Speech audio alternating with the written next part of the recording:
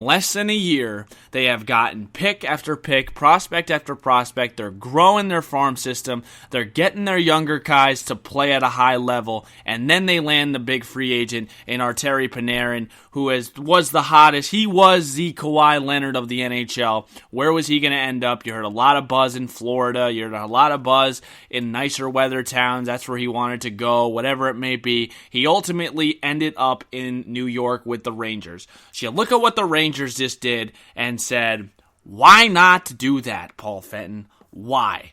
Why should we continue to bang our head against the wall and try to sign guys? And look, I like Matt Zuccarello, okay? I think he's a pretty good player. But do I think he's $6 million a year at 31? I mean, these are some of the,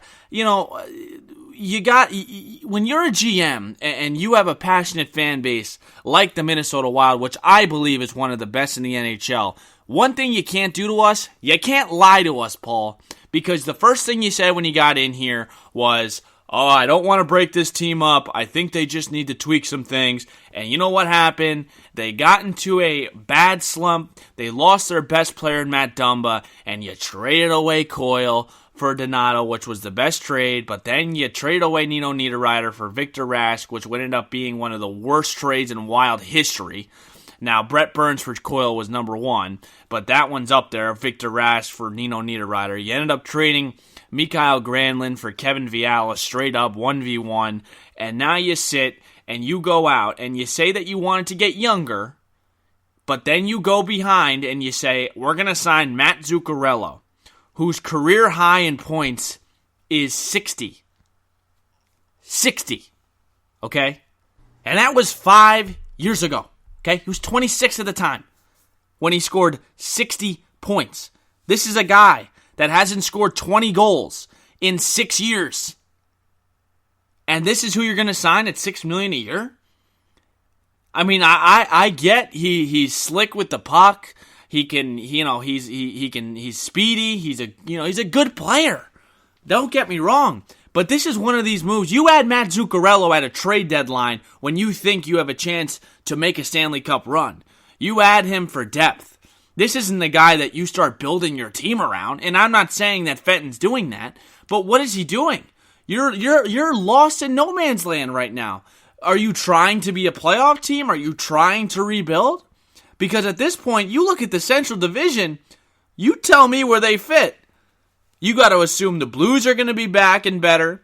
You got to assume that Winnipeg's going to be back and better. You know that Nashville just got better. You know Colorado and Dallas are on the rise. You sit now with the Blackhawks and you look at each other and you think, man, where were we 5 years ago? What the heck happened? And now you have Paul Fenton signing Matt Zuccarello to a 5-year, $30 million contract at the age of 31, as if we haven't learned that giving long-term contracts, Zach Parise, Ryan Suter are going to be playing with the Wild when they're in a wheelchair at 60. It doesn't make a ton of sense. It doesn't make any sense at all. You don't know what direction they're in. You have no idea what identity they have. And they kind of roll into this season with a bunch of pieces that don't really fit. Bruce Boudreau is not supposed to be coaching a team that's in the middle of nowhere. You hire Bruce Boudreau if you're close to winning or going to the playoffs. That's what Bruce Boudreau does. He wins in the regular season. I feel like he's wasting his time in Minnesota. Go get hired by a Calgary. Go get hired by a younger team that looks pretty good. A Dallas, a Vegas Golden Knights, a San Jose Sharks. I mean, Bruce Boudreau is not supposed to be with the Wild right now. He's not a rebuilding coach. Okay? And it's so frustrating right now to think, where is this team going to be? Where's this team going to be in 5 years? They have zero plan. They've showed they have zero plan. So now as fans, we sit here, and what do? We just cross our fingers and hope for the best? As team after team in the Central Division continue to get better. And the Wild continue to show that they really have no idea what they're doing. And this was a respected franchise in a lot of people's eyes. And this was a team that was well ran. And now it's become some parts of a clown show. It's hard to think at this point that this Wild team was number 2 in the West and very, very close to making a Stanley Cup run just about 3 years ago. It's very hard to believe, and that's crazy how things can change in sports, but that's how it changed. All right, I've got some things coming up here. I just went to Rutgers University. Give you a quick update here on the Strom Sports Show. I went to Rutgers University this week, and I sat down with the starting quarterback, Artur Sikowski. He went to the same high school as me. They are going to be playing the Gophers this year, so I got to talk a little bit about that with him. His best friend is actually Zach Annexstad, who is the Gophers' starting quarterback. They went to IMG together. So that will be out in a few days here. I'll be able to share that, and I'll put the interview in here probably next week or maybe as college football comes closer here.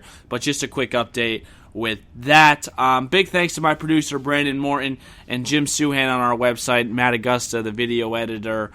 We will talk to you guys next Sunday. As always, tweet me questions. Always a call-in line now, so we're making big moves here, and we will continue on here. Thank you, everyone, as always, for listening, and I will talk to you guys next Sunday. Be good, everybody.